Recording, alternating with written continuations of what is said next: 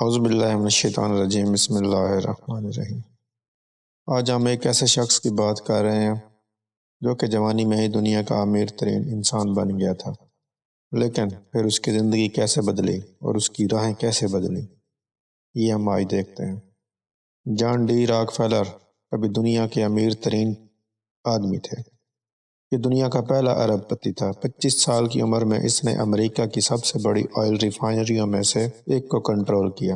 31 سال کی عمر میں وہ دنیا کا سب سے بڑا تیل صاف کرنے والا بن گیا۔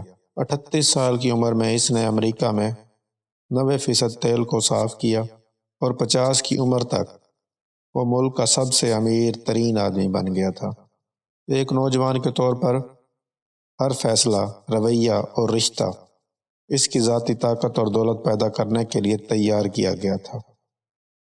لیکن پھر اچانک 53 سال کی عمر میں وہ بیمار پڑ گیا۔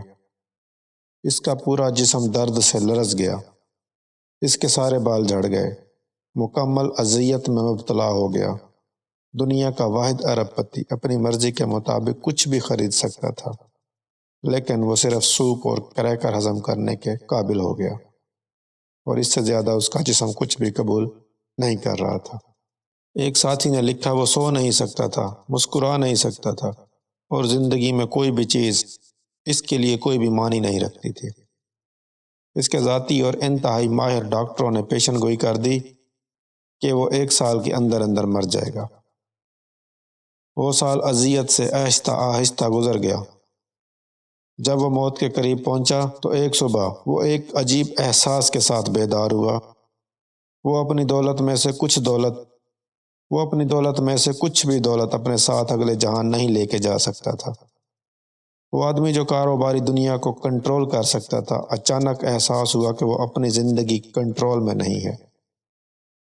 اس کے پاس ایک انتخاب رہ گیا تھا۔ اس نے اپنے اٹارنی، اکاؤنٹنٹ، مینیجر سب کو بلایا اور اعلان کیا کہ وہ اپنے اثاثوں کو ہسپتالوں، تحقیق اور خیراتی کاموں میں منتقل کرنا چاہتا ہے۔ جان ڈی راک فیلر نے اپنی فاؤنڈیشن قائم کی۔ یہ نئی سمت بالآخر پینسلین کی دریافت کا باعث بنی۔ ملیریا، تپدق اور خناق جیسی بیماریوں کے علاج کی دریافت کا سبب بنی۔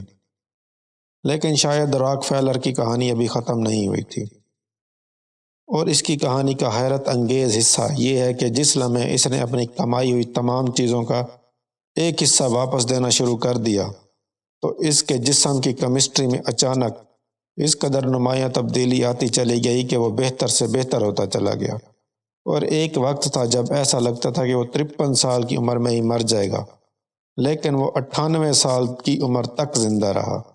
مال خیرات کرنے سے وہ تندرست ہو گیا۔ گویا یہ خیرات نام کی چیز بھی ایک طریقہ علاج ہے، اسے بھی آزما لیا کرے۔ اپنی موت سے پہلے اس نے اپنی ڈائری میں لکھا، سپریم انرجی نے مجھے سکھایا کہ سب کچھ اس کا ہے، اور میں اس کی خواہشات کی تعمیل کرنے کے لیے صرف ایک چینل ہوں۔ میری زندگی ایک طویل خوشگوار چھٹی رہی، کام اور کھیل سے بھرپور۔ میں نے پریشانی کو راستے میں چھوڑ دیا۔ اب میں تھا اور میرا خدا تھا۔ میرے لیے ہر دن اچھا تھا۔ یہ ایک ایسے نوجوان کی کہانی میں نے آپ کو سنائی ہے، آپ تک پہنچائی ہے، جو کہ ڈاکٹر کے بقول مرنے والا تھا، لیکن خیرات نے اس کو زندگی دی۔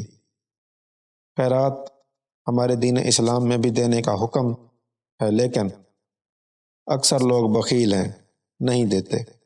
اگر کسی تک میری آواز پہنچ رہی ہے اور وہ اس قابل ہے کہ خیرات دے تو وہ ضرور دے۔ والسلام، ملتے ہیں اگلی ویڈیو میں۔